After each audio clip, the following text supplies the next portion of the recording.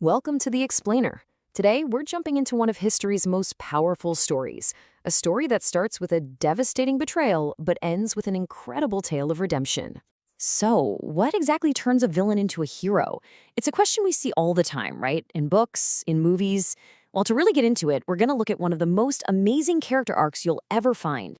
Yeah, we're talking about the story of Judah. This is a guy whose one choice, just one decision, absolutely wrecked his family. But then, his personal journey, his transformation, it was the only thing that could put it all back together again. Okay, so let's set the scene. Our story kicks off inside a family that is just completely broken by favoritism and some serious jealousy.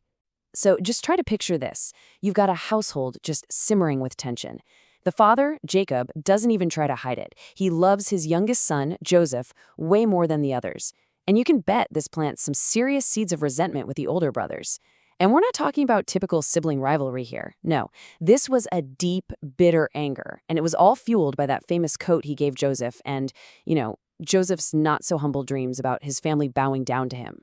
I mean, listen to this. You can just feel the raw hatred in their words, can't you? Their jealousy. It wasn't just some passing feeling anymore. Oh no, it was boiling over, and it was about to get violent. And right there, in that moment of pure rage, one brother steps up. It's Judah. And he doesn't just lash out. He comes forward with this cold, calculated plan. So, you have the oldest brother, Reuben, who's kind of trying to save Joseph on the sly. But then there's Judah, and he suggests something way, way colder. He basically says, look, what do we gain if we kill him? Let's sell him. This wasn't about mercy at all. It was just a cold, hard business deal. 20. That was the price they put on their own brother's life. Can you believe it? 20 pieces of silver, their own flesh and blood, just reduced to a simple transaction. And of course, they had to cover their tracks. So they come up with this absolutely devastating lie. And it was Judah's idea, by the way. This one lie plunged their father into grief that lasted for decades. They literally tore their family apart. And for what? For 20 pieces of silver. All right, so years go by. Judah has actually left his family by this point. And now he's about to go through a personal tragedy that's a chilling mirror image of the pain he caused. So, in the years that follow, Judah experiences something truly awful. He loses two of his own sons. It's this tragic, almost poetic echo of the past, isn't it?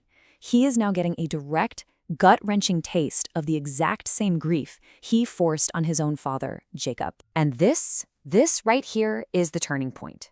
He's confronted by his daughter-in-law Tamar, and he is forced to admit publicly that he was the one in the wrong. She is more righteous than I, he says. It's the first time we ever see Judah take responsibility, to acknowledge his own failure. He's not just the cold-hearted deal-maker anymore. He's a man who's being humbled deeply by tragedy and by truth. Okay, let's jump forward in time. We're talking 22 years later. A massive famine has hit the land, and this new, changed Judah, well, he's about to face the test of a lifetime. So who do they have to go to for food? The governor of Egypt, who, surprise, is secretly their brother Joseph. And Joseph, now the second most powerful man in the world, sets up this incredibly dramatic test. He has to know, have his brothers really changed? Are they going to abandon another brother, the youngest, Benjamin, just like they abandoned him? Are they just going to save their own skins again? And for Judah, this is it. This is the moment he has to stare the ghost of his past right in the face. It's like history is repeating itself, point for point. But the question is Judah the same man? The answer is no. He's different now. And what he does next? I mean, it leads to one of the most moving, powerful speeches about self-sacrifice you will ever read. Anywhere. So Judah starts to speak, to make his case to the governor. And you can just hear the change in him. He's not thinking about himself anymore. He's describing the situation completely from his father's point of view.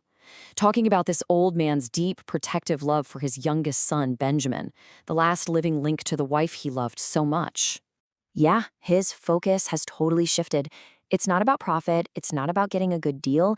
It's entirely about the absolute, catastrophic pain his father will feel if they lose another son. He knows that pain now, firsthand, and he just can't bear the thought of putting his dad through that a second time. And then he lays it all on the line. He says, "Let me stay. Let me be your slave instead of the boy." Just think about that. The guy who sold his brother into slavery for a handful of silver is now offering his own freedom, his own life, to save another brother. It's a complete 180-degree turnaround. Just wow.